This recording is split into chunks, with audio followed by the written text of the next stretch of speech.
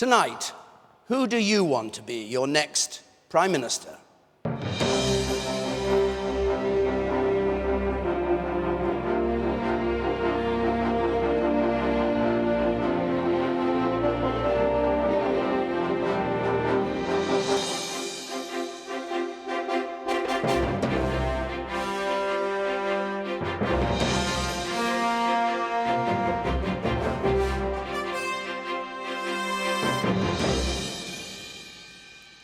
Good evening and welcome to the Great Hall of the University of Birmingham for the third and final prime ministerial debate of this election. Three men, each of whom wants to be our next Prime Minister.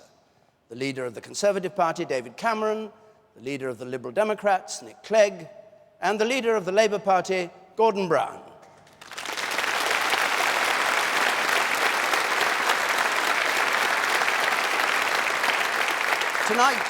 Tonight, a large part of the debate will be on the state of the country's economy, the recession, the national debt, unemployment, the issues that many people believe will decide this election. Our audience here is representative of this area. We've also selected some questioners from thousands of emails we received at the BBC News website. The leaders, of course, haven't been told the questions. And in any case, we start with brief opening remarks from each of them. First, David Cameron. Good evening. Our economy is stuck in a rut, and we need change to get it moving. Let me tell you what I would do. First, we've got to reward work and tackle welfare dependency. Second, we've got to fix our banks, tax them to get our money back, regulate them properly, and get them lending again. Third, we've got to start making things again in this country. It's no policy to just borrow from the Chinese and buy goods made in China. Fourth, we've actually got to get value for money in our public services. I want good public services for everyone, and we can only do that if we save and stop the waste. Let me tell you one thing I wouldn't do. With Greece so much in the news, I can guarantee you that I would never join the euro, and I'd keep the pound as our currency. That's the change we need, and if you vote Conservative next Thursday, we can start to get to work on Friday. Thank you, Mr. Cameron. Nick Clegg. Tonight's debate is about you, about your job, the taxes you pay, your family, about the prosperity of our economy. We need to do things differently to build a new, stronger and fairer economy. The way they got us into this mess is not the way out. So we need to be frank about the cuts that will be needed so we can protect things like schools and hospitals. We'll need to break up our banking system so that irresponsible bankers can never again put your savings and your businesses at risk. We have to rediscover our passion for innovation, for building things, not just placing bets on the money markets. And we need fair taxes so that you don't pay any income tax on your first £10,000. Of course, they'll tell you tonight that these things can't be done. I think we've got to do things differently to deliver the fairness, the prosperity, and the jobs that you and your families deserve. Thank you, Mr. Clegg. Gordon Brown.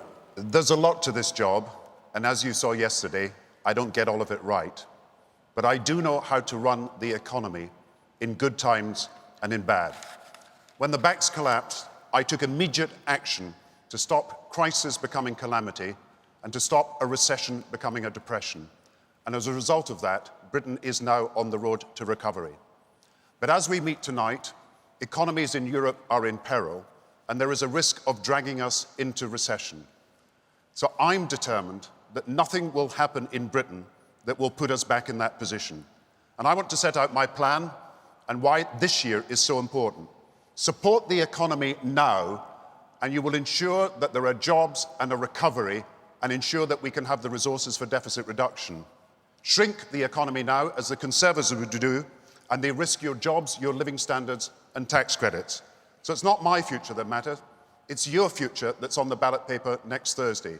And I'm the one to fight for your future. Mr. Brown, thank you. Well, now we take our first question of the night.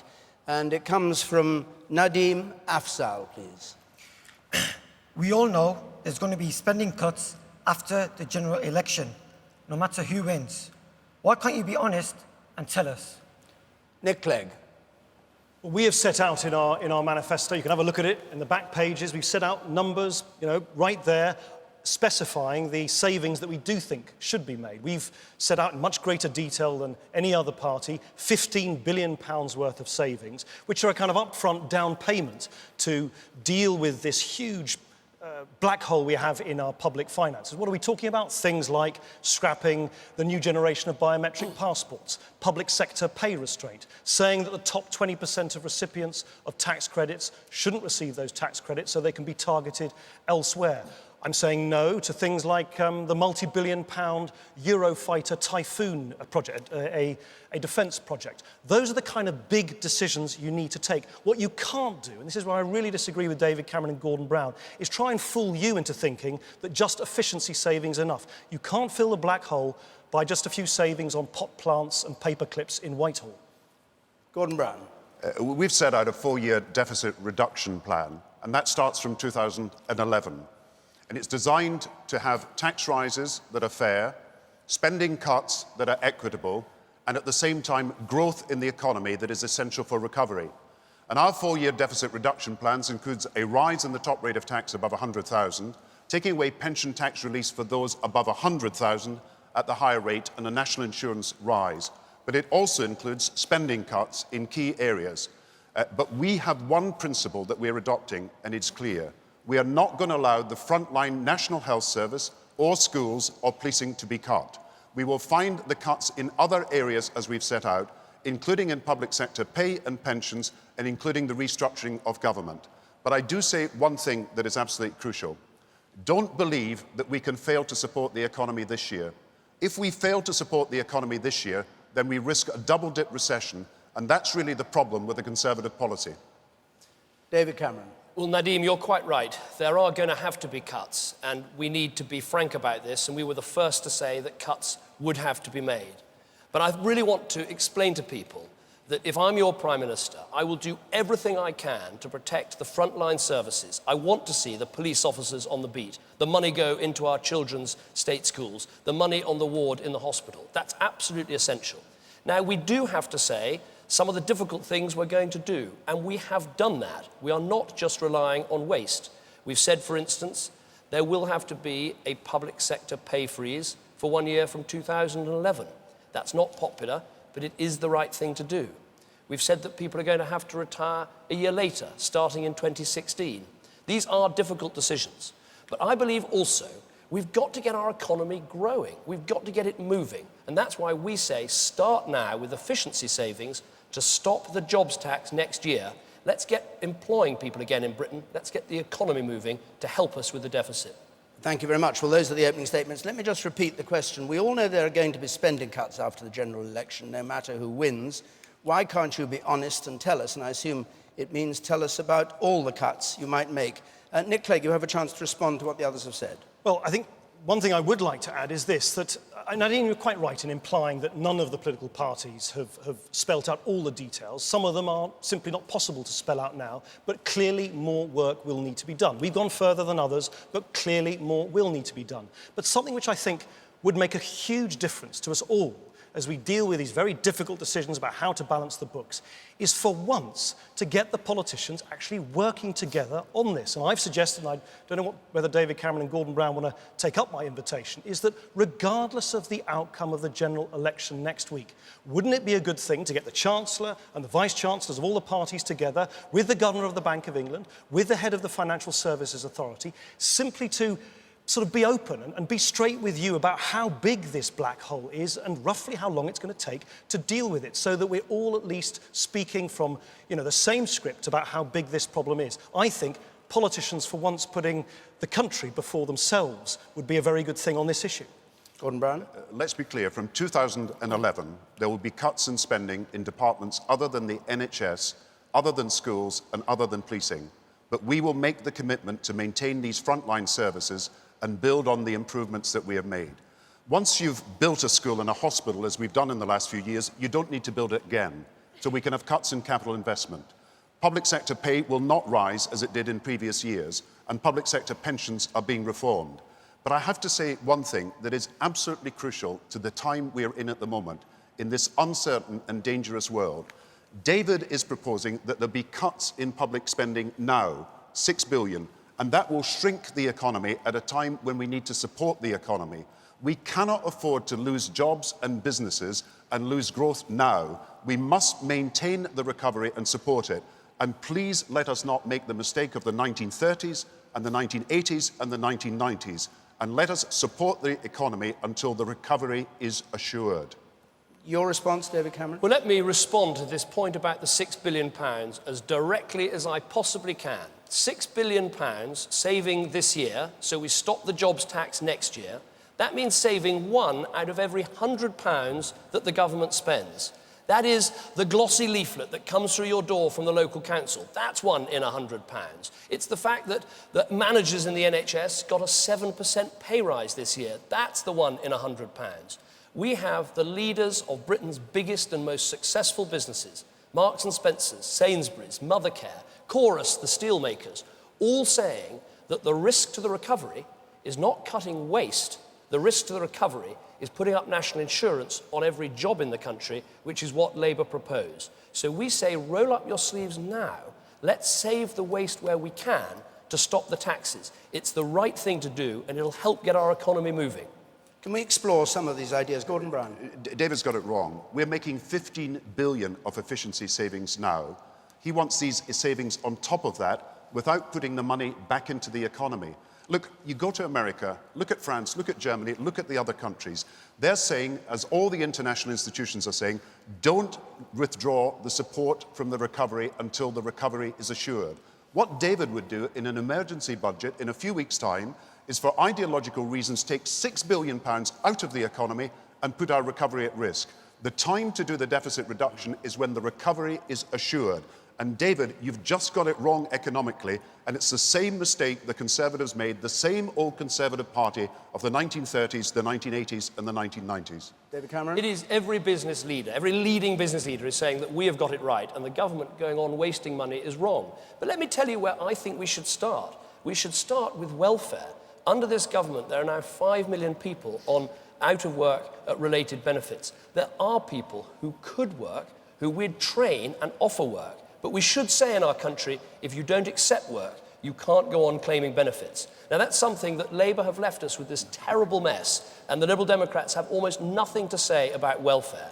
So as we try to get public spending under control, let's start with people who can work, who are offered work, but who don't take it. But David, Can I just try and move beyond this sort of political point scoring? I mean, look, we are not as a nation going to be able to balance the books. We're not going to be able to fill the black hole in our public finances unless we also do it with fairness right at the heart of everything we do. People aren't going to accept these difficult decisions unless we also do it fairly. That's what I think, accompanying the difficult job of actually filling the structural deficit. We also need to introduce a big tax switch so that people on ordinary incomes, on low incomes, get a tax break, £700 back in their pockets so they don't pay any income tax on the first £10,000 they've earned, by closing the loopholes at the top and using the money so that people feel that whilst difficult decisions are being made, at least the tax system is on their side. I think if you don't have fairness at the heart of everything we do, it's going to be very, very difficult to see us through these difficult decisions in the years to come. Mr. Brown, do you want to pick that up? David and Nick are not addressing the question we face now.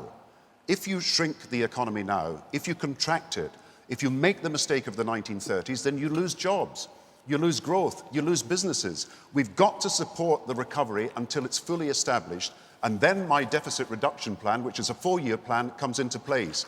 But take money out of the economy now, David, for ideological reasons, and you put the recovery at risk. And I do fear an emergency Tory budget in a few weeks' time, putting the very work that we've done to secure the recovery in jeopardy, and no other country in the world is prepared to do that now. David Cameron, what do you say to that? Labour seem to confuse is they confuse the economy with the government. What we're saying is save government waste to put money back in people's pockets. That's what, if you think about this, saving £1 out of every £100, that is something every small business, every large business, many families have had to do in this country. And government should do the same. Gordon's argument, in a way, is let me go on wasting your money so I can put up your taxes next year. And it's taxes on people earning £20,000, £21,000. These are not rich people. They shouldn't be paying for the mistakes of the bankers and for the dreadful record of Gordon's government. I think one of the problems, surely one of the problems here, we've got Gordon Brown talks about a plan in the future but has got no details on it. David Cameron talks about doing something now but has also got no details on it. Surely what we could do for once is get the chancellors and the vice-chancellors of all the parties together. I've suggested we call it the Council for Financial Stability, so that at least, you're right, which is the point of Nadine's question, that politicians are finally upfront with you, are straight with you about how bad this problem is and how long it's going to take for us as a country together to deal with it. Well, we've a number of questions to come on the economy, so let's move on to a second question. It's from Adina Wright, please. Over the past few years, the taxmen are taking more and more from the average worker's payslip. If you were elected, what would you do about taxes? Over the past few years, the taxman has taken more and more from the average worker's payslip.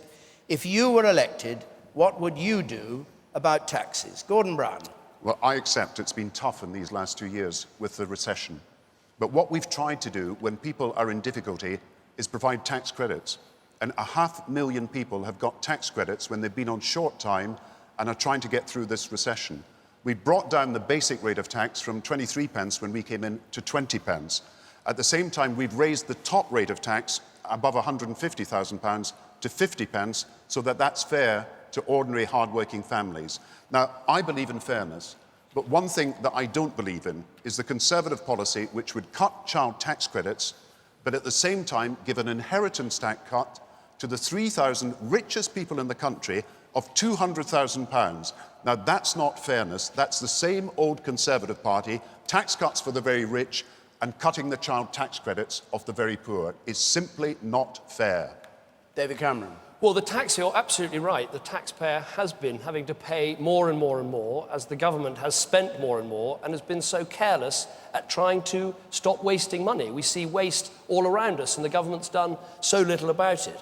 Now, obviously, with the terrible situation we have in our public finances, with the mess left by Gordon and Labour, where out of every £4 the government spends, one is borrowed, it's not possible to make great big tax giveaway promises. Even if it would be a lovely thing to do, you can't do it. But what we've said is let's try and stop the one tax that's going to hit the lowest paid people, and that's the national insurance tax I was referring to earlier. We can't stop all of the other taxes, the top rate of tax, the extra tax on the pension. I mean, Labour have put up tax something like 178 times, but we are going to stop that one tax that will hit the lowest paid the hardest. And let me just say this about tax credits. They will stay under a Conservative government, and Gordon Brown has got to stop misleading families in this country like he's been misleading older people and cancer patients as well.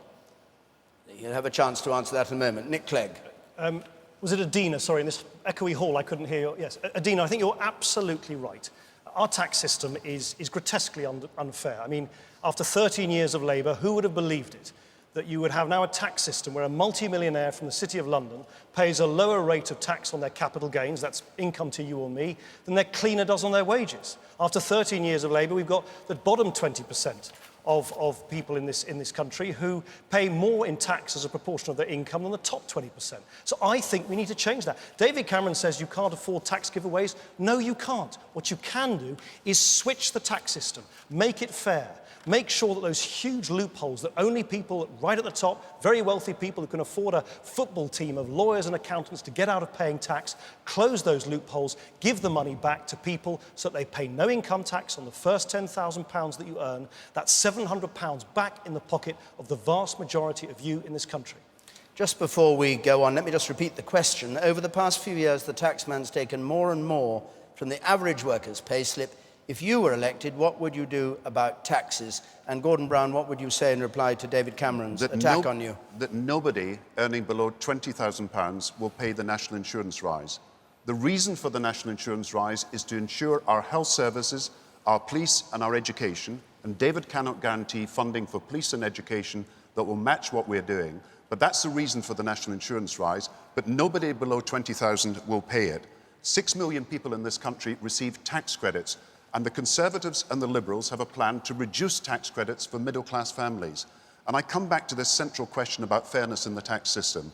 If David wants fairness in the tax system, Why does he support this inheritance tax cut for only 3,000 families worth £200,000 each? The biggest beneficiary of the Conservative manifesto is, as always, the richest estates in the country and not the ordinary hard-working people of this country.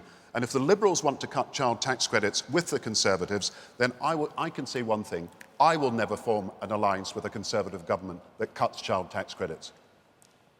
David Cameron. Well, what you're hearing is very desperate stuff from someone who's in a desperate state. But you have heard from Labour and Gordon Brown that if you earn £20,000 or over, you're considered rich. You're considered a target for the Labour government to go on wasting money this year and to hit you with taxes next year.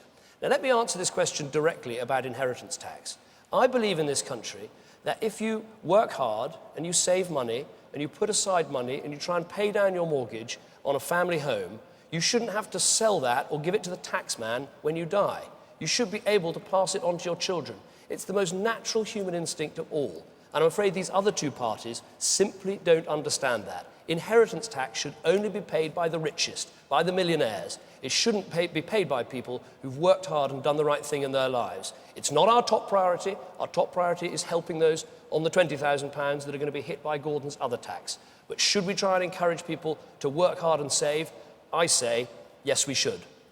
Nick Clegg. Well, I have to say, David Cameron's the most creative justification I've ever heard for giving tax breaks to double millionaires. But anyway, there you go. Look, I think Adina's point is that taxes are unfair on millions of people on ordinary incomes, not the double millionaires that David Cameron wants to help, on millions of ordinary people who are simply struggling to pay the fuel bills, to pay the petrol prices, to pay the weekly shopping bills. And I'm totally with you on this, Adina.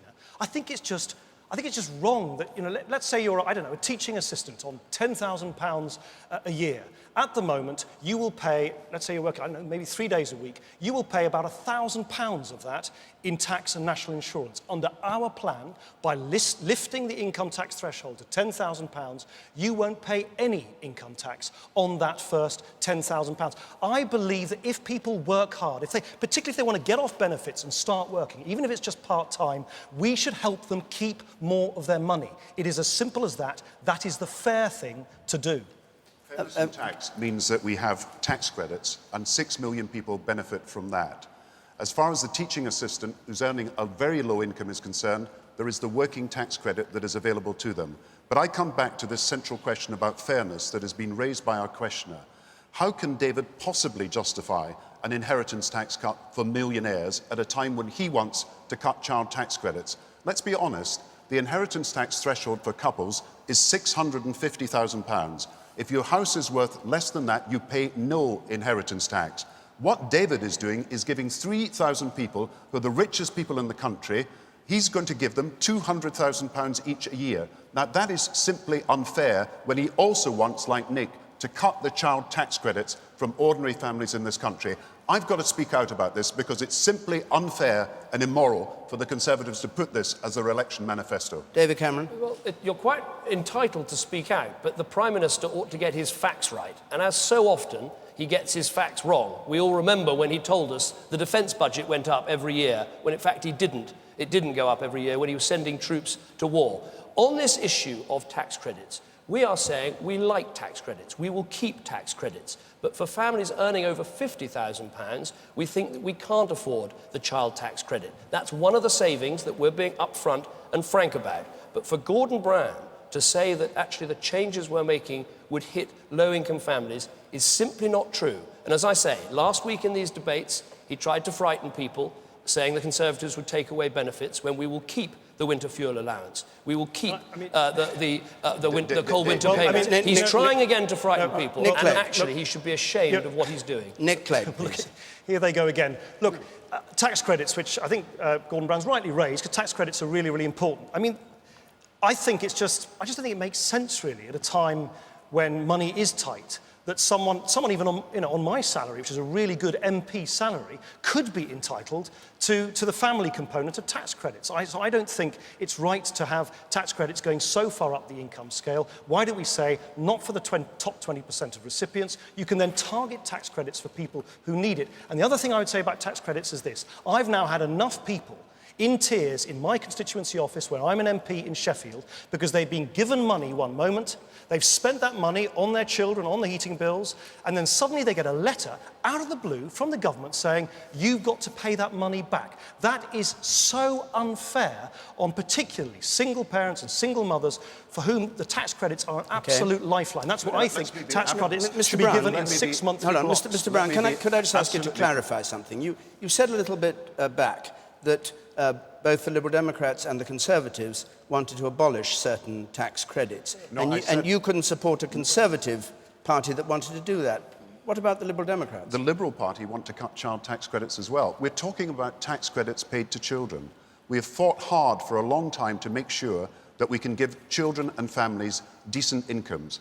The Liberals will cut the child tax credits, and so will the Conservatives. The Conservatives want to save 400 million, the Liberals 1.2 billion. The Institute of Fiscal Studies said that David's proposals and what he said were misleading, incomplete and regressive. And I come back to this question, why cut children's tax credits for middle-class families when you want to give a big inheritance tax cut to the richest estates in the country who do not need that money at the moment? David Cameron. People can remember the record of 13 years. They remember who it was who abolished the 10p tax that hit some of the poorest people in the country the hardest. They remember the measly 75p increase on pensioners that Gordon Brown was responsible for. And let me say this, the whole reason we're having this debate about how difficult it is to get taxes down, how difficult it's going to be to cut spending, is because this Prime Minister and this government have left our economy in such a complete mess with a budget deficit that this year is forecast to be bigger than that of Greece. Right. That's why we're having to have this debate. Let's not forget whose Nick responsibility is. Clegg, very briefly, if you would. And we I just must feel move an on to enormous amount of the sympathy for Adina, who must be completely lost by all this political point scoring. The fact is, Adina, you are right. Taxes are unfair.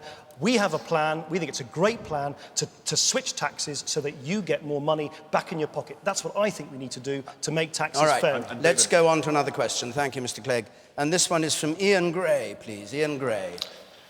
It is clearly grossly unfair for taxpayers to have funded the banks, yet for bankers to award themselves huge bonuses whilst ordinary people are worse off and many have lost their jobs. How will each party bring its version of fairness to this very unfair situation? David Cameron. Well, Ian is absolutely right. It is completely unacceptable what has happened, and we need to grip it very, very hard to sort this out for the future. The first thing we need to do is actually regulate these banks properly. We would put back to the Bank of England the power to regulate the banks, including having a big say over the appalling bonuses that have been paid. The next thing we need is a bank levy. And we say, don't wait for the rest of the world. Put that levy on now to start getting back the money from the banks that so many people have had to put in. We also want to see the banks lending again, particularly to small businesses. And so we need to make that happen. And something else we need to do is this. Retail banks, banks that you and I put our deposits into, they should not be behaving like casinos, taking wild bets. So we agree with President Obama's plan, which is actually to say those banks shouldn't be able to take part in the most risky activities. That, I think, would start to get this under control and make sure the banks serve the economy and serve the people rather than the people in the economy serving the banks. Mr. Clegg. Well, Ian, specifically on bonuses, I would say we need to do the following. Firstly, it sounds draconian, but I think it's now necessary. We should say no bonuses whatsoever to the directors of banks at board level. Why do I say that? Because I don't want people who are actually running those businesses, which they should be running for the long-term interests of the business and indeed for their clients, to be kind of susceptible to the temptations of the bonus incentive. By all means, pay them lots of money, give them a fancy membership of a golf club, but don't give them these bonuses. Then I would say absolutely no cash bonuses at all above £2,500. And finally, I don't think banks which are making losses should be handing out multi-billion-pound bonuses at all. Full stop. So no bonuses in banks who make a loss. No bonuses for people at director level, and no cash bonuses above £2,500. That's specific, it's tough, but it'll finally root out this outrageous abuse of bankers' bonuses. Mr. Brown. David, I had to nationalise Northern Rock, and we had also to take over the Royal Bank of Scotland and Halifax Lloyds TSB. And the reason we did so was to save the savings and deposits of families throughout the country. If we hadn't done that, then the banks would have collapsed. But now we've got to restructure the banks in a way that is in the public interest. I have never been so angry as when I talked to the chairman of a bank who told me the night before his bank collapse that all he had was a cash flow problem, when I knew it was a structural failing that was absolutely fundamental and the banks needed recapitalised immediately.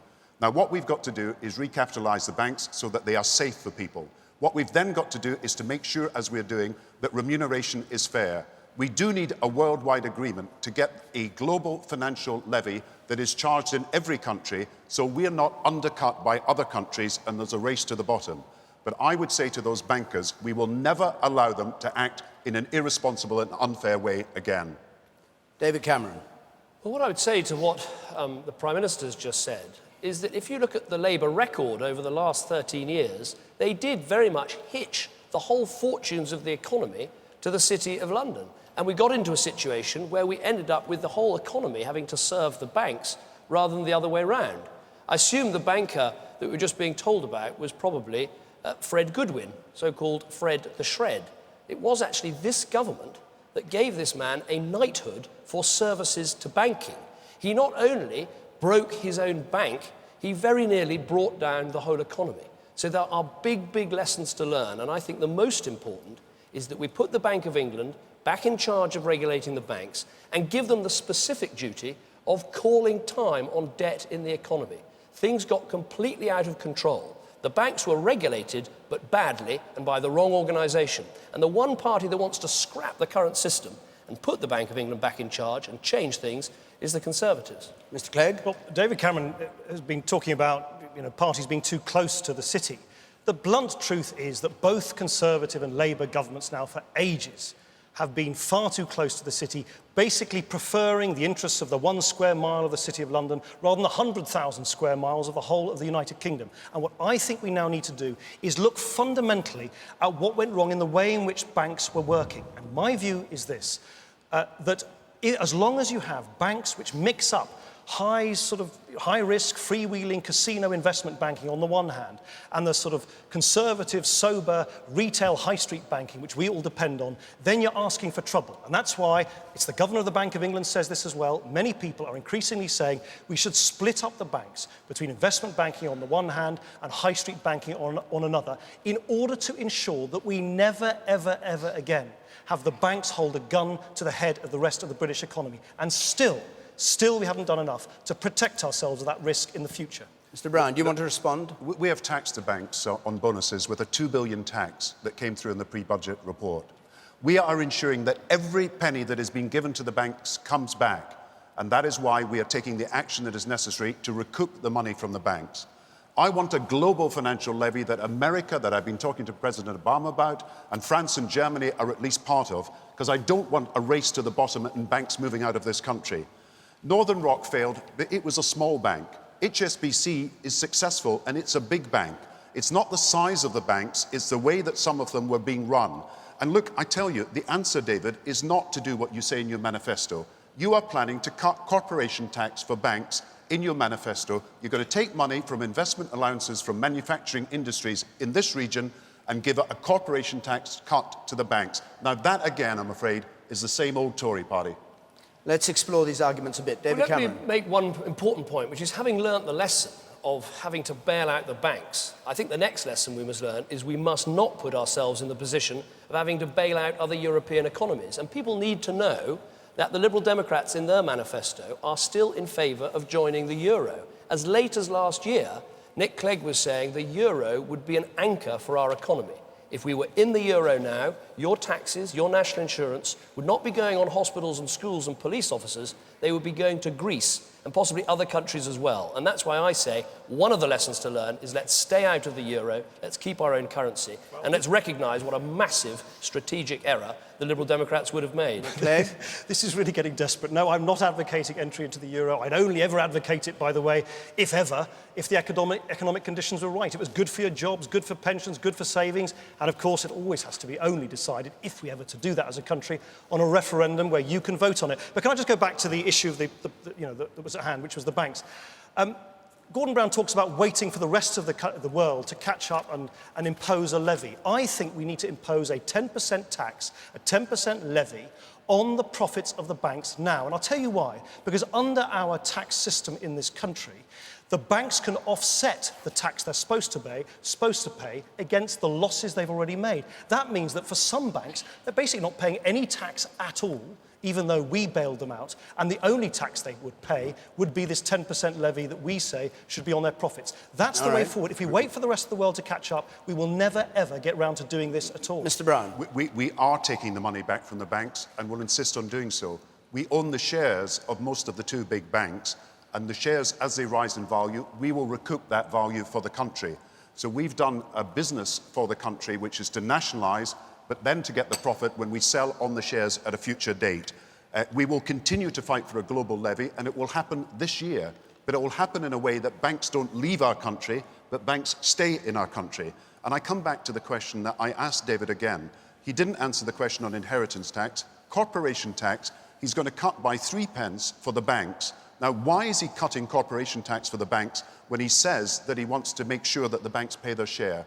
To cut it by 3 pence is money taken from manufacturing industry. Again, it's the same old Conservative Party. Briefly, if you would, Mr. Cameron. We want a bank levy to get the money off the banks that all of us have had to put into the banks. But do I want to cut taxes on all businesses, particularly small businesses, to get the economy moving? You're damn right I do. We've got to get this economy moving, otherwise we're not going to get the jobs, we're not going to get the investment and the wealth that we need. And the Prime Minister's got to face up to the fact that right now it's not working. Small businesses come to my surgery and say, I've never gone over my overdraft limit, I've never broken my covenants, but I cannot get a loan. We've stuffed these banks full of money, they're not lending, and we need some action from a government that's going to roll up its sleeves, stop trying to defend its hopeless record, and recognise we need change to get our economy moving. Thank you, Mr. Cameron. Let's move on, because we've got a lot more on the economy. We've got a question from Jean Simpson, please. Jean Simpson. Okay. This area used to be full of businesses that made things. So many of them being shut down, sold off and gone abroad. I want to know how you propose to rebuild the country's manufacturing industries. We can't just have offices and shops. We can't just have offices and shops. Nick Clegg. I strongly agree with you, Jean. I'm an MP from a city, Sheffield, also very proud of its industrial heritage. I think the first thing we need to do, I would say 3 things. The first thing is to get the banks lending. If you don't get the banks lending to manufacturing companies, it's like body without blood circulating in it. Everything just sort of stops. I was at a small company in Warrington a few weeks ago. Very, very good example. They manufacture new environmentally sustainable lighting fixtures. They've got lots of clients, lots of demand. They can't expand because the banks won't lend to them on reasonable rates. That is an outrage. The banks that we own lent less money last year than the year before. They should be lending more. After all, it's your money that's gone to bail them out. But the second thing we need to do is we need to invest in the kind of things we need in the future anyway. Affordable housing, green energy, renewable energy, public transport, the kind of things which create jobs for our young people, help manufacturing, and create the green infrastructure that I think we need as a country in any event. Gordon Brown. I visited a manufacturer today who is involved in selling to the rest of the world, including to China and Asia, with the most advanced precision manufacturing. And I believe over the next few years, we can create 400,000 jobs in low-carbon industries. I believe we can create 500,000 jobs in the digital industries of the future. I believe biotechnology, and this region is very good at biotechnology as well as advanced manufacturing, can see 100,000 jobs. But we as a government are investing with these companies in the equipment that they need for the future. So I am optimistic about the future of the British economy and optimistic about this region. What I would insist on, however, is that the banks do lend, and that's why we've appointed an arbitrator. Where people are dissatisfied with what the banks decide, they can go to them and we will back them up. Secondly, we will continue to give investment allowances, which would be abolished by the Conservatives. And thirdly, we will maintain the regional development agencies, which again, the Conservatives want to remove. It's very important we back regional manufacturing in this great centre of manufacturing industry for our country. All right, just a reminder of the question. This area, the Birmingham area, used to be full of businesses that made things. So many of them have been shut down or sold off and gone abroad. I want to know how you propose to rebuild the country's manufacturing industries. We can't just have offices and shops. David Cameron. Well, I think Jean is just absolutely right. I mean, here we are in Birmingham. This was known as the city of 1,000 trades. And yet, in the last 13 years, we've lost 60,000 jobs in manufacturing. We've been losing manufacturing industry faster than the 1980s. It's been a complete tragedy.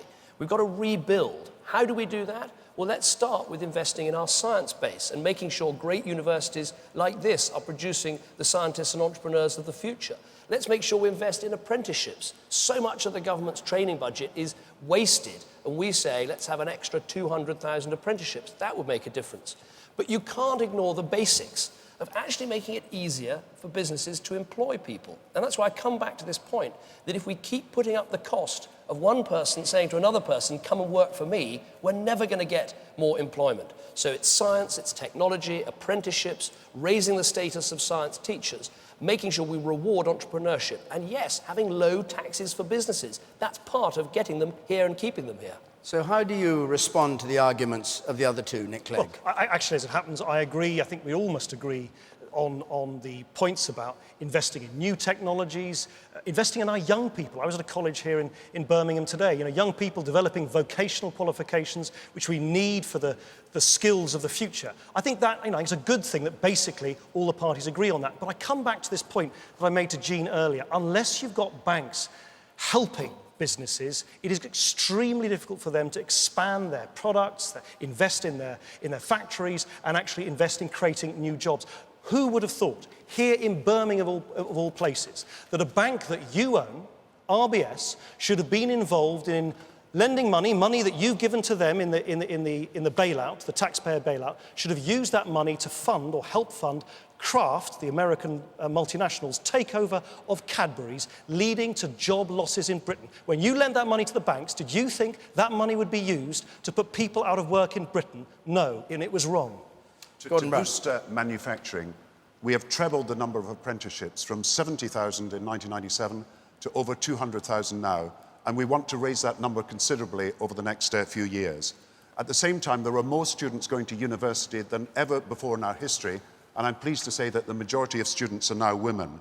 To help manufacturing, the regional development agencies have the power to support individual businesses, and there's more than 20,000 firms in this region receiving help with cash flow under our programme Time to Pay.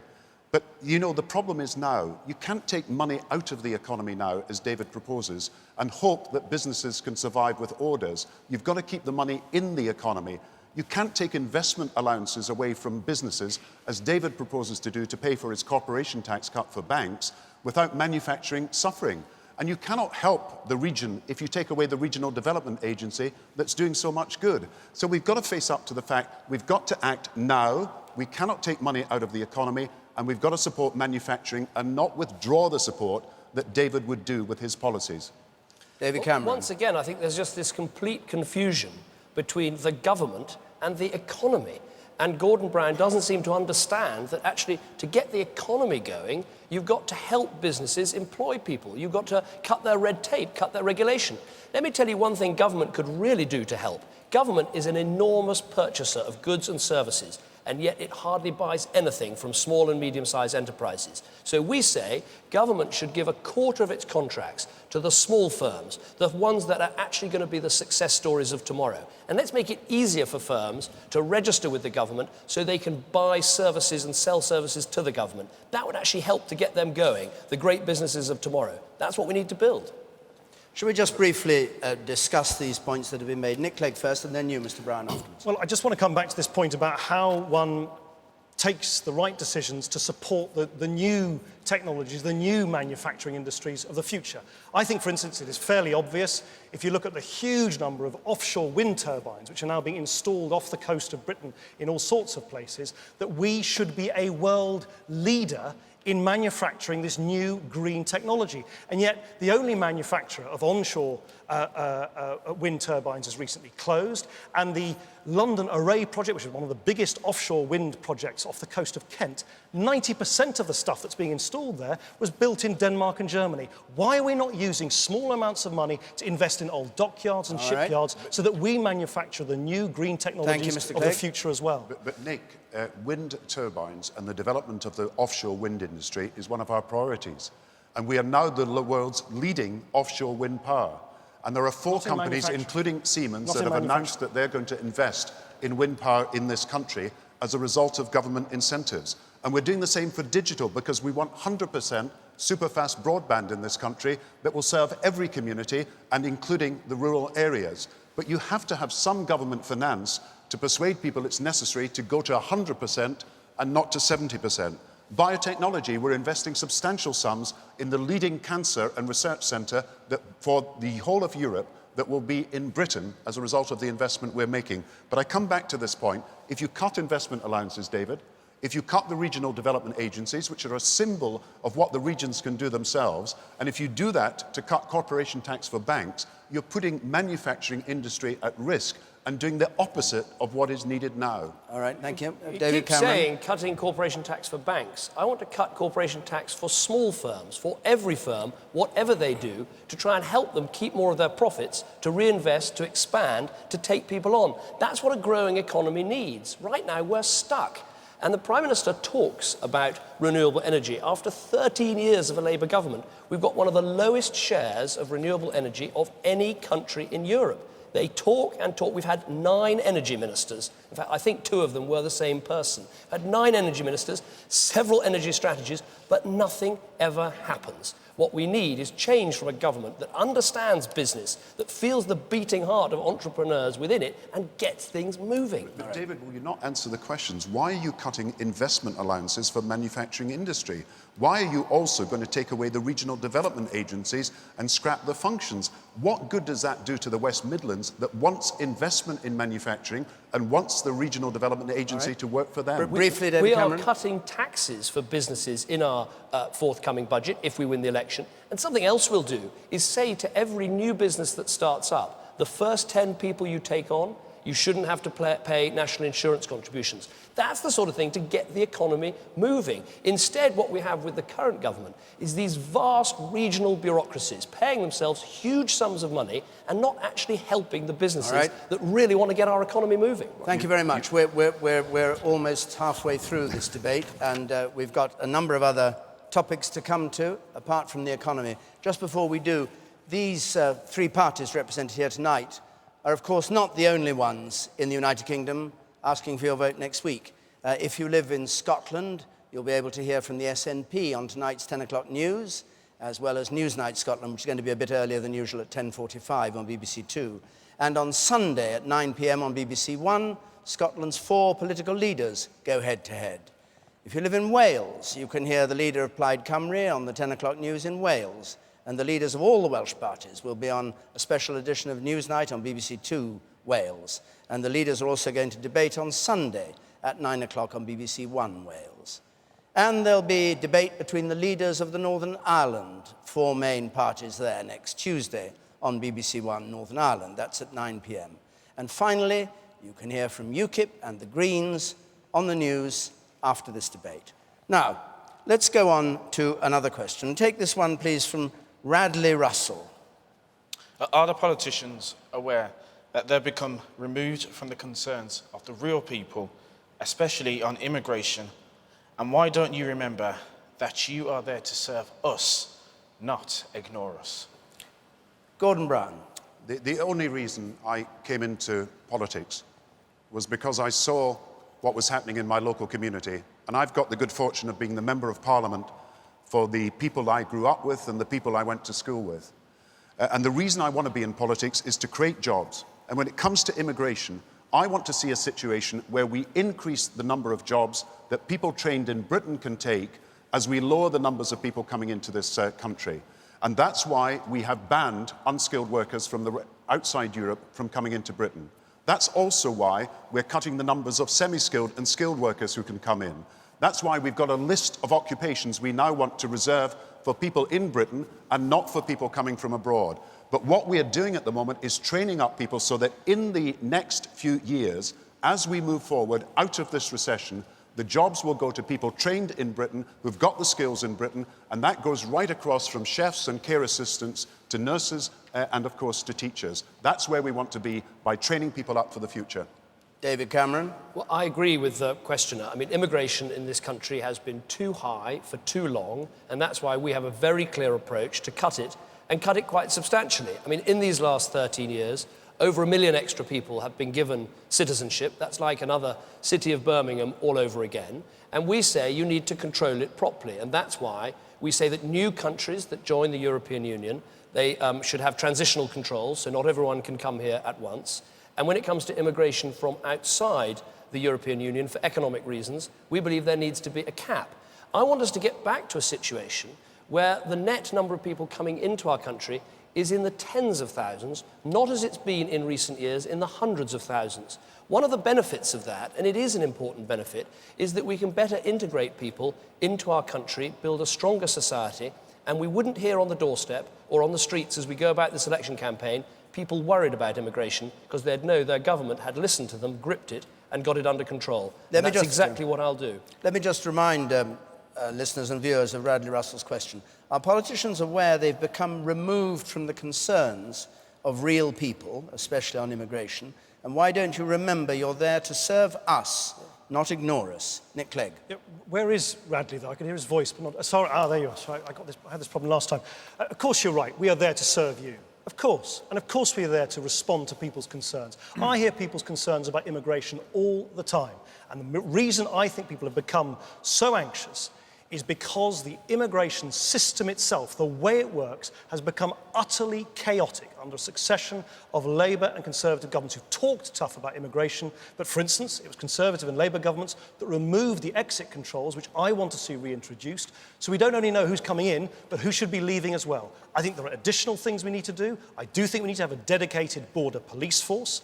I think we have to have a regional approach, so if people come and work here, they don't work and they're not allowed to work in regions where there isn't work for them to do, or there will be an unreasonable strain on public services, and we need to deal with the criminal gangs who've been exploiting the illegal immigrants who came in because of the chaos in the system. That is a fair, effective, workable approach dealing with something which is of immense public concern. Once again, the question, are politicians aware they've become removed from the concerns of real people, especially on immigration? Gordon Brown.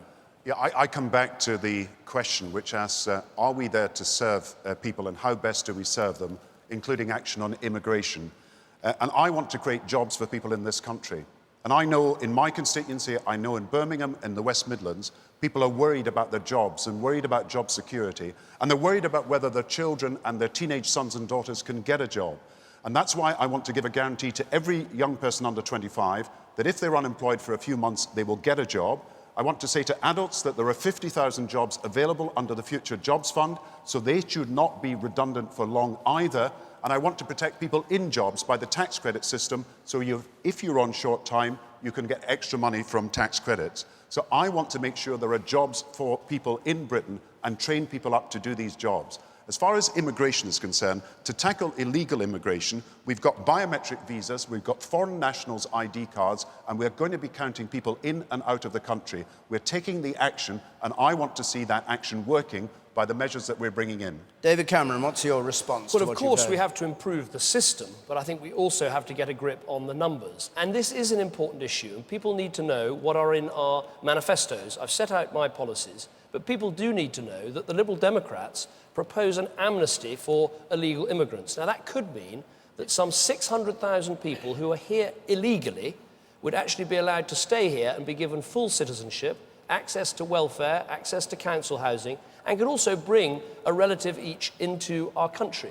Now, I think that just doesn't make sense. That, I think, is a complete mistake that would make a bad situation we've had after 13 years of Labour even worse. And that's why I say let's grip this problem, let's talk about it sensitively and sensibly, let's bring immigration down to more manageable levels, and I think, actually, the public will respond by making this not an issue at future elections. Do you want to respond to Well, that? of course I do. I don't want you to be misled by David Cameron. I'm not advocating an amnesty. In fact, the only politician in Britain who is advocating a blanket amnesty is Boris Johnson, the Conservative Mayor of London. I think we do need to do something about the fact there are lots of people who are living in the shadows of our economy. Gordon Brown and David Cameron just want to deny it as a problem and pretend that somehow it'll go away. It won't, because I'll tell you who benefits from this layer of people who've been living here for years and years and years in the shadows of our society. It's the nasty criminal gangs who exploit them, exploit us, and create crime in our communities. But can I say one other thing? When we deal with something as sensitive as immigration, let's at least be open and honest and straight with you. David Cameron says that you can put a cap on immigration.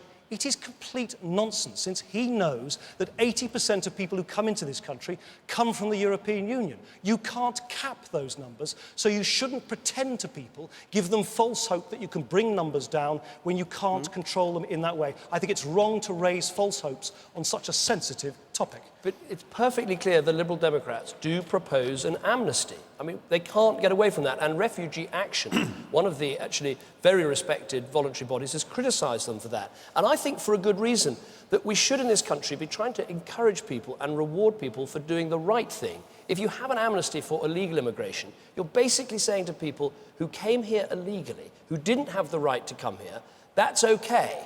And to the people who are queuing up, who want to do the right thing, who want to obey the rules, they're being punished. I think that's one of the things that's just wrong in our country at the moment. We need a different set of values, and this is not them. It doesn't make sense. Mr. Brown, do you want to comment on that? I agree with David on this, because I can't see how you send out anything other than the worst possible message if you give an amnesty to people who have come here illegally.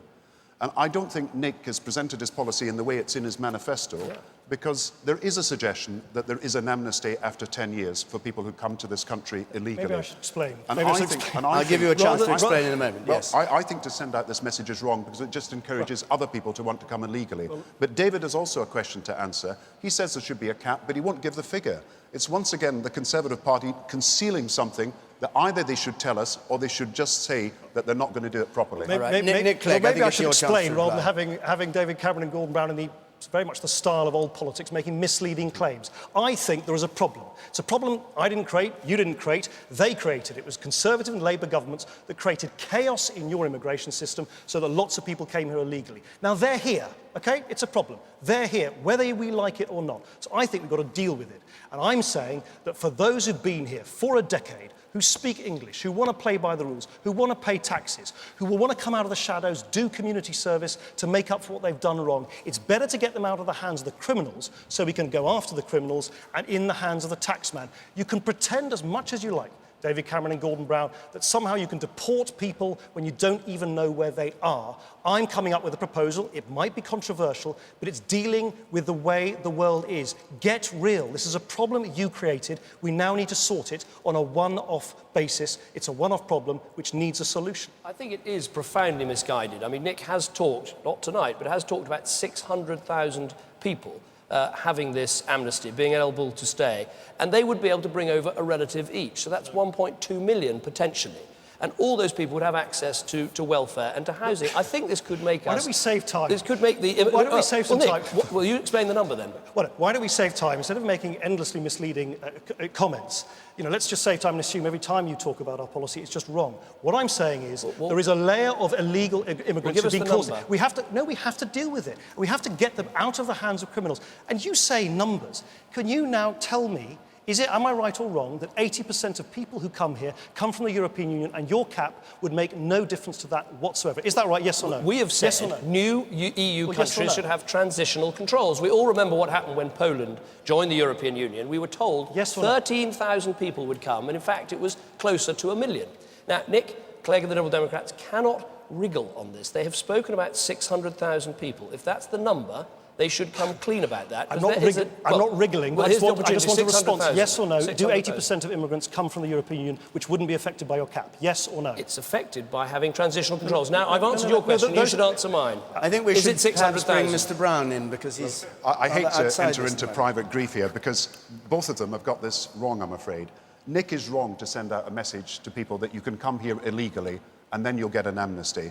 David is wrong to mislead people about his cap. because it doesn't include people from the European Union, doesn't include large numbers of people who are dependents and university students. What he would do is make it impossible for some businesses to recruit people from abroad during the course of the year, and he's never given us a number for his cap. He's really got to tell us what the cap is, or stop telling us that there is going to be a cap when probably there's not going to be. What you can see is two parties that won't grip immigration and one that will. We want to see net immigration in tens of thousands, not hundreds of thousands. Since Gordon has been in government, it's never been lower than 140,000 You're not a answering year. the question, Never David, been as lower usual. than that. Under the last Conservative government, it was never higher than 70,000 a year. You're not answering the question. It can change. Gordon Brown, He on what he said. he just won't answer the question about what the cap is, and Nick won't answer the question about how he can justify an amnesty for illegal immigrants, because he's sending out a message to people, come to Britain and you'll be legalised in a few years' time. It just does not make sense, and I'm sorry that Boris Johnson, let me repeat the Mayor again. of London, also Let me supports repeat this. again. There is a problem that you have created, of people who came here illegally because of the chaos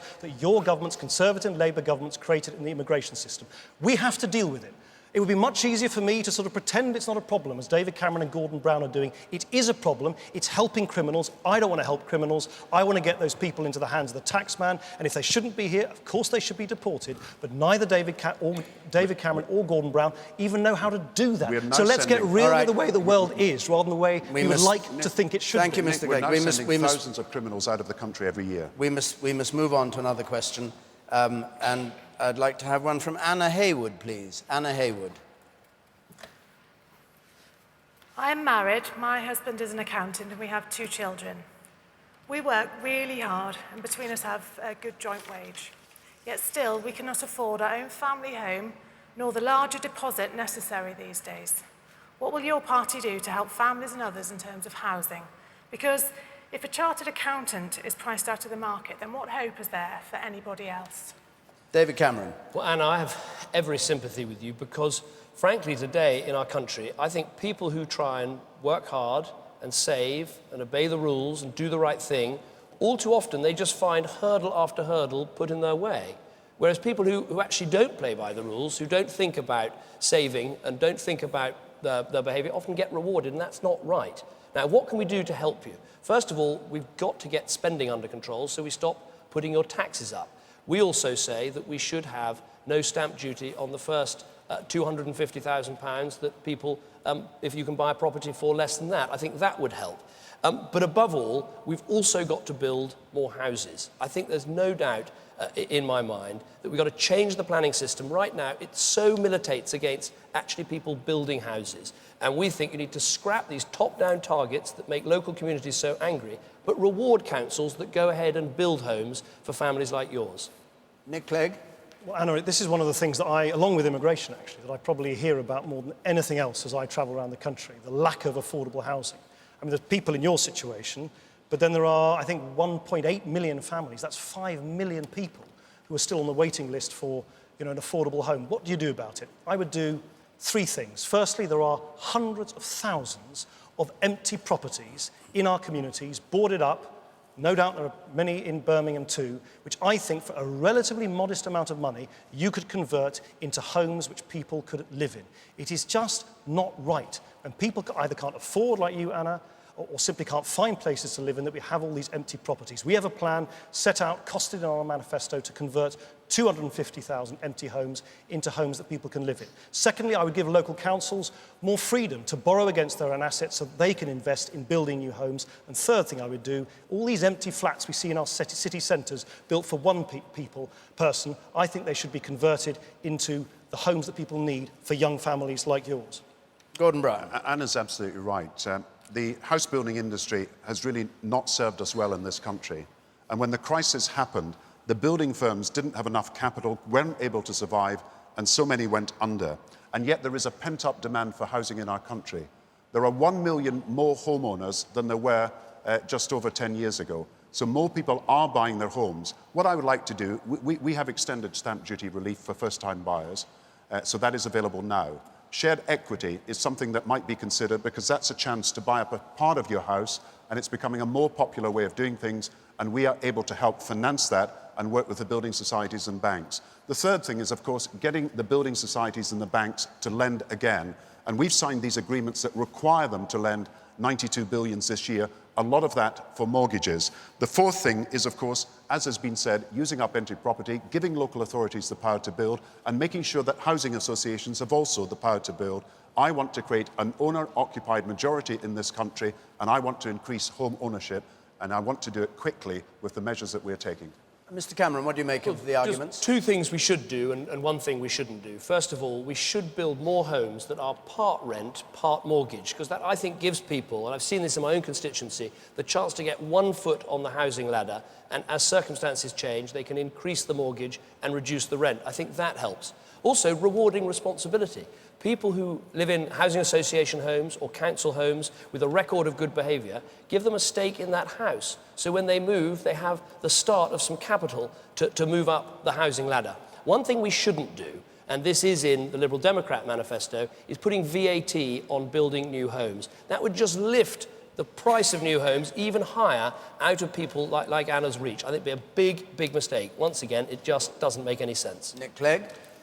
First, I'll come to that in a second, but I've talked about how I think we need to convert empty properties. I've talked about how I think we need to give councils the freedom to build new homes. They know best where homes are needed.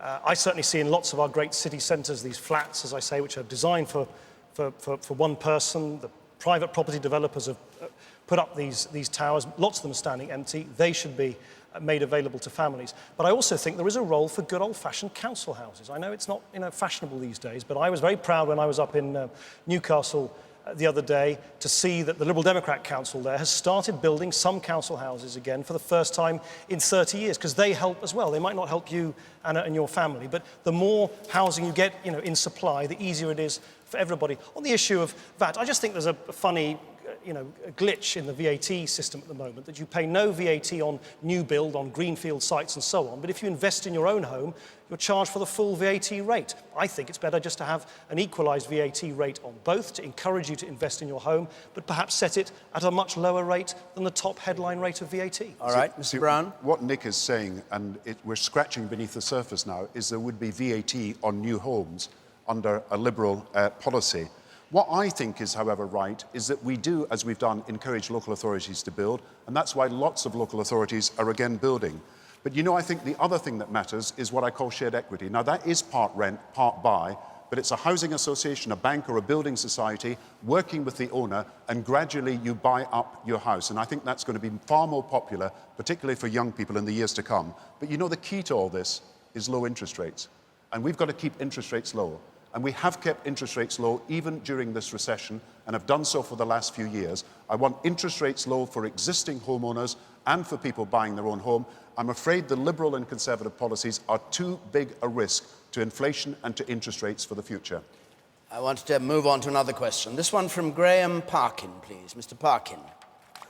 I am retired, having worked all my life and finding galling that some who haven't paid into the system abuse it by living off state benefits.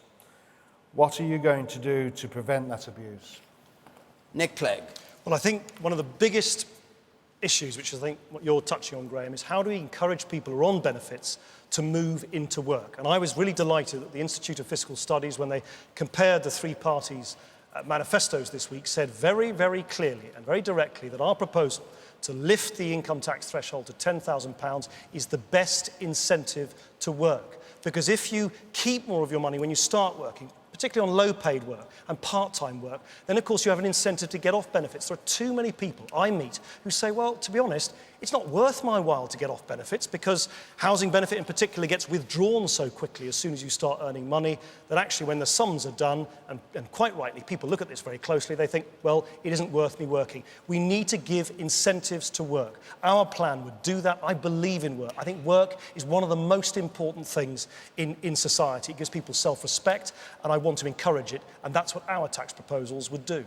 Mr. Parkin's question was that he finds it galling that some who haven't paid into the system abuse it by living off state benefits. Gordon Brown. No life in the door. That's my policy. We've got to get people off unemployment benefit, and they're going to be forced to work if they've been on unemployment benefit for a period of time. Now, we're giving an offer to young people at the moment, under 25. If you've been unemployed for 6 months, we'll give you worker training, because we don't want the unemployment of the 1980s for young people. We don't want to lose a labour market for future. and we don't want a lost generation. But we're saying you're compelled to work. You cannot take this as an option. You're going to have to take up the job and the training. So that's true for the long-term unemployed. It's true for people who've been young persons unemployed for 6 months. We're also doing a great deal to try and get people on incapacity benefit back to work. And the record of doing that is large numbers of people are now moving back into work. Not enough, but we're trying to do it. Now, I believe in work too, because I've been brought up that work is the way that you reward people, but it's also the way you find self-esteem. And so my Britain is one where I want more people working without being on benefits. David Cameron. Well, what I would say to Graham, very simply, is we should have a very straightforward approach, is that we should say to people, if you can work, and if you want to work, we will do everything we can to help you. We'll get you the training, we'll get you what you need. But if you're offered a job that you can do and you don't take it, you cannot go on carrying on taking your benefits. We've got to say no to that. Now, the Prime Minister has just said, I wrote it down, no life on the dole. But we've had 13 years of a Labour government, and there are 5 million people on out-of-work benefits. There are still 3 million people almost on incapacity benefit. They've had so long to do something about this. And here we are tonight talking about the need to cut waste and the need to cut budgets. Shouldn't we start with people who can work but refuse to work, so people who've done the right thing don't have to feel as Graham does? I've had so many people in this campaign who've said to me, I go to work and I walk past houses where I know people could work but choose not to. That's just not acceptable, and we need change to make that happen. This is your chance, Nick Clegg, not to repeat what you've already said, but to respond to what the other two are saying. The only thing I want to add is, Graham used that word, it's a powerful word, that you find it galling. I guess one of the reasons, Graham, you might find it galling is that when you've retired, did you say you had retired? Oh, no, you're not allowed to ask, just not, yeah. When you retired, that you, that of course you then find that the benefits you get, particularly the state pension, aren't as generous as I think they should be. And that's why I think one of the things we need to do immediately after this general election is restore the earnings link in pensions. There's been a huge amount of talk about it from both the old parties about doing that. Let's get on and do it. It was broken some years ago by the Conservative government, hasn't been restored under 13 years of the Labour government. Let's get on and do that. The least that you, Graham, and everybody else deserves when you retire, having worked hard, having paid into the common pot, is that you get a decent state pension when you retire. And I hope that would do something to make that experience you're talking about feel a little less galling. The question was about preventing the abuse of state benefits, but Gordon Brown. Well, he's absolutely right that pensions should be linked to earnings, and we'll do that in 2012 when we've got the resources to do so. We've also introduced the winter allowance for all pensioner households where someone is over 60, and that's £250 and £400 for people over 80. And we're trying to do our best to create a new regime for pensioners where women particularly have a full state pension, which they haven't had in the past. But to come to benefits, we're making it a condition for young people. They've got to take a job. We're making it a condition now for people who've been long-term unemployed that they've got to take a job. Yes, we've got 2.5 million more people in work than there was in 1997. And yes, single parents are working now where they used not to work. And yes, we've got more young people in training and in education than we've had before. But yes, also, we've got to go further. And these are the measures of compulsion, a requirement to work and a responsibility to work. The truth is, when it comes to ending welfare dependency, Labour have had 13 years to deal with it and haven't, and the Liberal Democrats have got virtually nothing in their manifesto. I think one of the big senses of unfairness people have on this issue is people who've worked hard, saved, put money aside. When they go into residential care, they have to pay every penny, including selling their home, whereas people who haven't saved get the whole thing paid for free. Now, I'd love to make it all free, but you can't, there's no money. So we say if you can put aside £8,000 when you turn 65, you should get your care for free. And I think that would remove one of the major unfairnesses. It doesn't solve the whole problem, but it does remove one of the big unfairnesses in our system right now. Just to clarify, what do you see as the key differences between your positions? Nick Clegg. Let me perhaps just draw out one of them. David Cameron keeps repeating they've got nothing to say. We're the only party, actually, in this general election campaign who've got a plan, fully costed, to get people off benefits and into work, and that's been independently recognised. I think it's a general sort of almost philosophical issue here. Do you think that the best way to help people who are vulnerable or poor is to constantly give them more benefits through greater dependency on the state, or do you provide incentives to let them help themselves where they can? And that is what our very, very radical tax switch, so that you keep more money when you start working, would precisely do. It would get people off that benefits dependency and into work. I think that's what most people agree is the absolute priority these days. You know what the difference is? Mr. Brown. You know what the difference is, because we do not want a generation of young people growing up and not working. That's what happened in the 1980s under David's party. They left a generation, a wasted generation, and we've been dealing with the consequences. So we're saying every young person should either be in training with an apprenticeship or at college or at university or preparing for that training.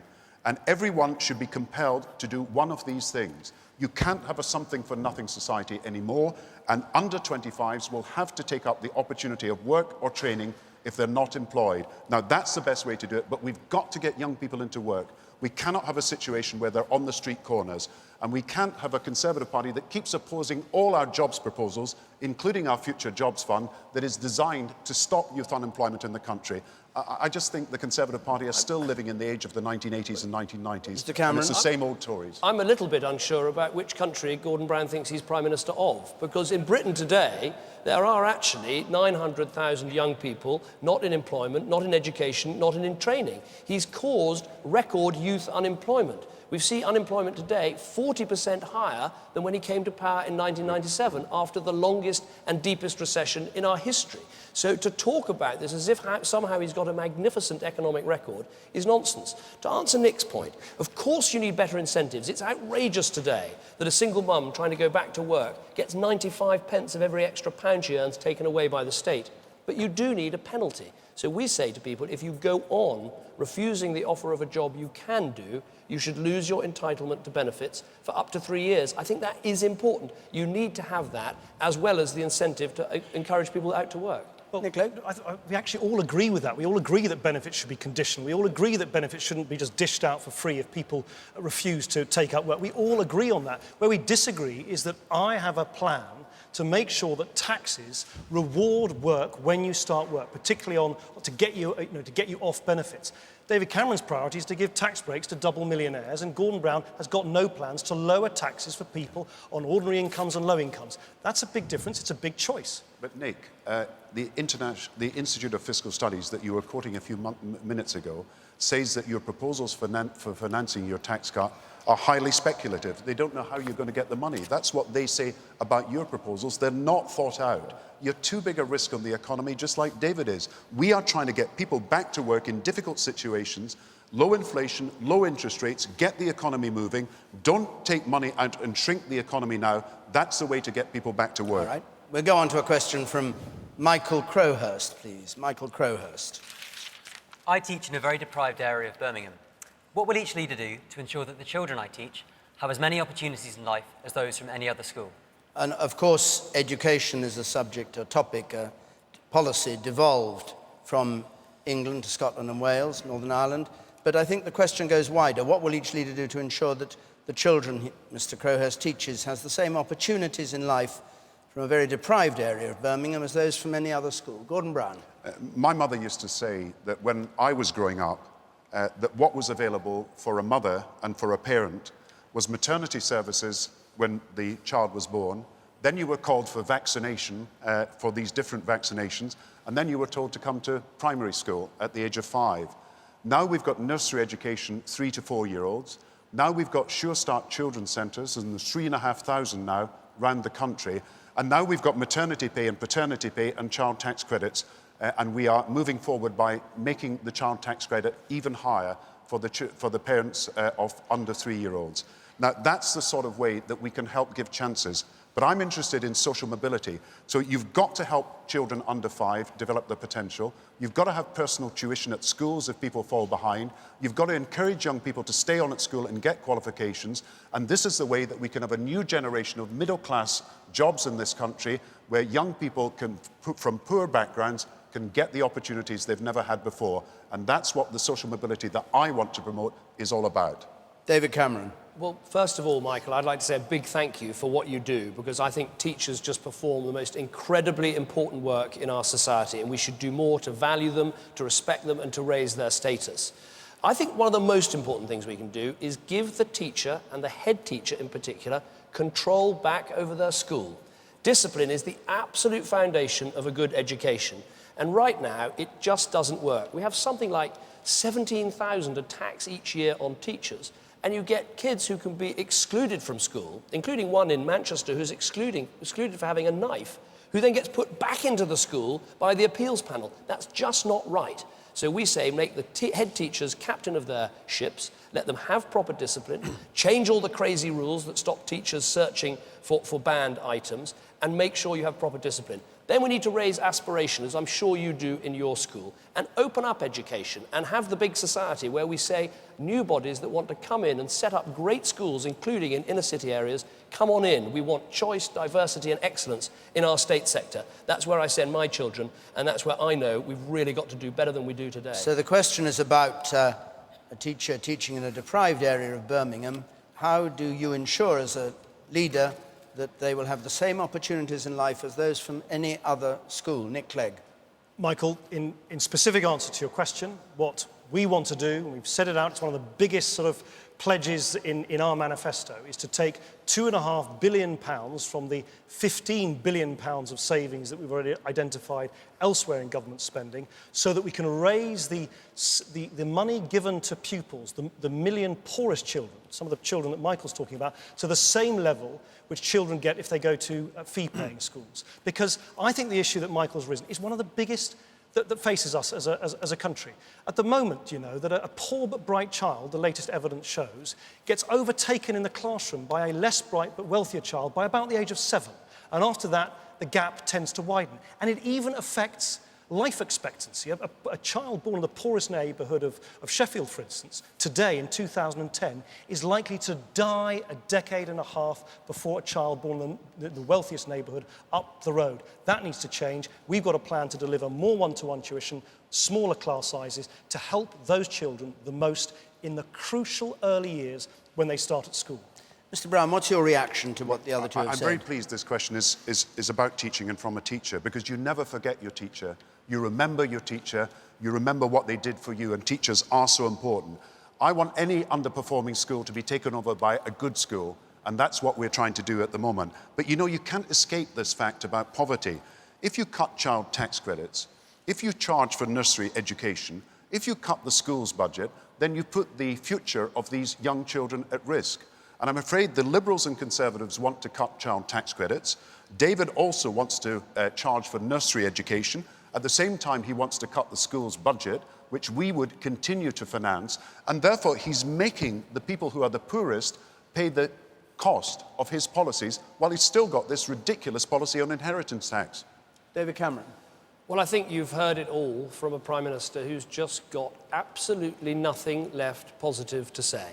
13 years of economic failure, 13 years, sadly, of quite a lot of educational failure, 13 years in which inequalities got worse, in which deep poverties got worse, in which they haven't got to grips with the problems, and that's what you hear. Let me give you some positive things that we would do that would make a difference. We've got to get the basics right. I'm very clear that teaching children to read and write using the old-fashioned synthetic phonics method, that works best. Setting by ability, so you accept that not every child's the same. Let's actually stretch the brightest pupils and help those who are falling behind. That can make a big difference. I had a big argument this week with someone on the pavement about special needs education. I want every child to have a choice between special education and mainstream education, but please, let's stop closing the special schools that do so much for families in our country. Education is about the basics, yes. It's also about then aspiration, saying to every child, no matter where they come from, you can go all the way according to your talent. That's what education should be like, and that's what it would be under our government. Nick Clegg? Well, of course, Gordon Brown's right saying that there's a link, and Michael, you know this better than we do. You know there's a link between poverty at home and underperformance in the classroom. It's that link. It's that link which is holding back so many children. That's what's unfair.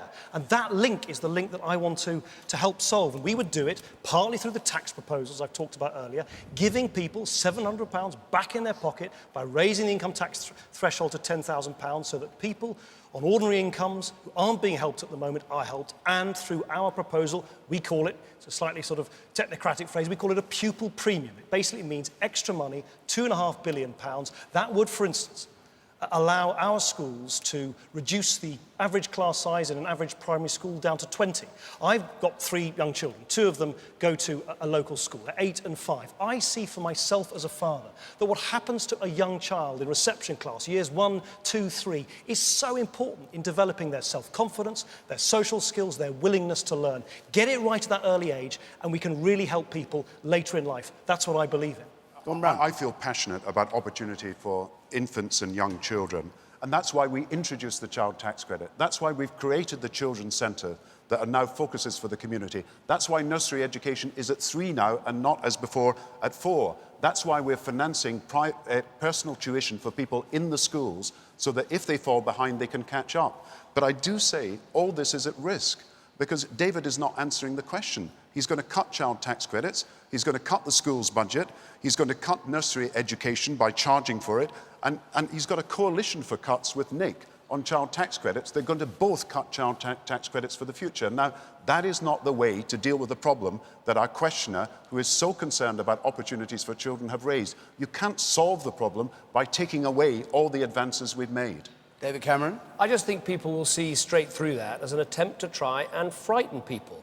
I have 2 children. My eldest is at a state school in London, and I want every penny of the education budget to follow children like mine across the playground and into the school. And I say after 13 years of a Labour government, there's a lot of waste we can cut out. There is, quangos in education that spend £300 million a year. There's the fact that head teachers get 4,000 pages of information every year.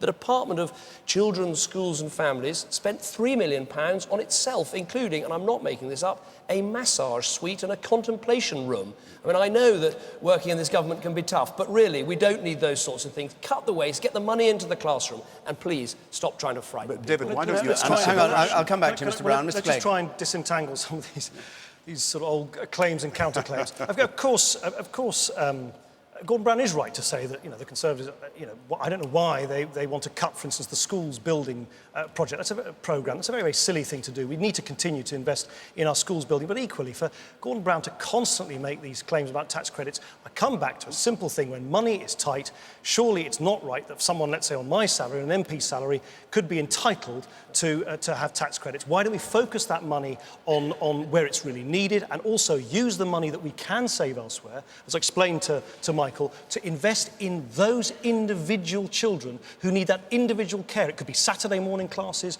evening classes, one-to-one tuition, the smaller class sizes, all the things that I know as a parent, and Michael no doubt knows as a teacher, makes the most dramatic difference to a child's education. But you're not telling us 1 million people would lose child tax credits under both of your proposals.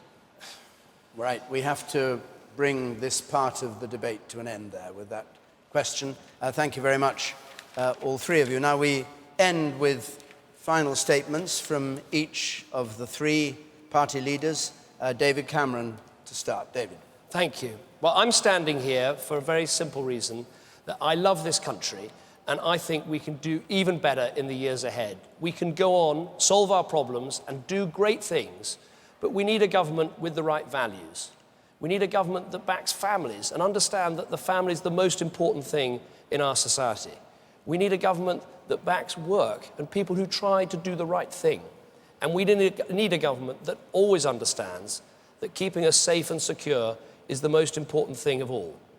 But there's something else you need to know about me, which is I believe the test of a good and strong society is how we look after the most vulnerable, the most frail, and the poorest.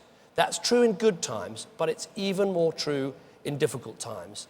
And there will be difficult decisions, but I want to lead us through those to better times ahead. I think I've got a great team behind me. I think that we can do great things in this country. If you vote Labour, you're going to get more of the same. If you vote Liberal, as we've seen tonight, it's just uncertainty.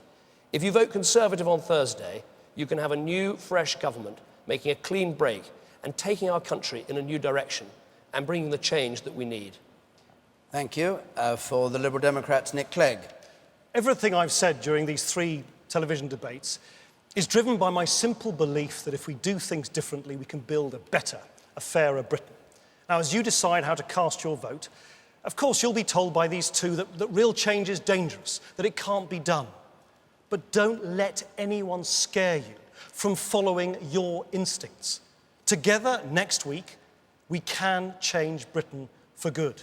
Just think how many times you've been given lots of promises from these old parties, and then when they get back into government, you find that nothing really changes at all. We can do so much better than that this time. Of course, I can't guarantee you that all the problems you face will be solved overnight, but I can guarantee you that I will work tirelessly to deliver fairness for you. Fair taxes so that you pay less, but people at the top pay their fair share. A fair start, smaller class sizes for your children, a different approach to the economy, and decent, open politics that you can trust once again. I believe all this can happen. This is your election. This is your country. When you go to vote next week, choose the future you really want. If you believe, like I do, that we can do things differently this time, then together we really will change Britain. Don't let anyone tell you that it can't happen. It can. This time, you can make the difference. Thank you, Mr. Clegg. And now for Labour, Gordon Brown. These debates are the answer to people who say that politics doesn't matter. And I want to thank everybody who's been involved in these debates over the last few weeks. They show that there are big causes we can fight for. They also show that big differences exist between the parties. I know that if things stay where they are, perhaps in 8 days' time, David Cameron, perhaps supported by Nick Clegg, would be in office.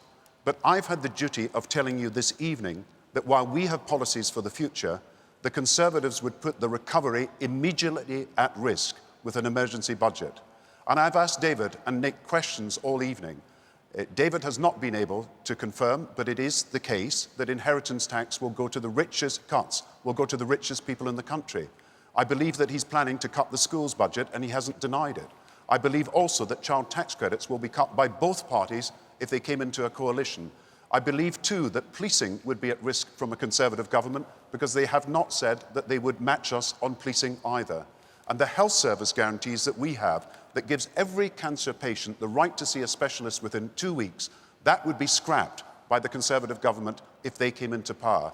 Now, I don't like having to do this, but I've got to tell you that things are too important to be left to risky policies under these two people. They are not ready for government because they have not thought through their policies. We are desperate to get this country through the recession and into the recovery, and that is what I intend to continue to do. But it's up to the people to decide, and it's your decision. Mr. Brown, thank you. And indeed, thank you to all three party leaders who've taken part in this debate and to our audience here. I hope that the debate here, along with the other two, may have helped you to decide where to put your cross next Thursday. I'm going to be back with Question Time after the news here on BBC One, among other things, to discuss this very debate. But from the Great Hall of Birmingham University, goodbye.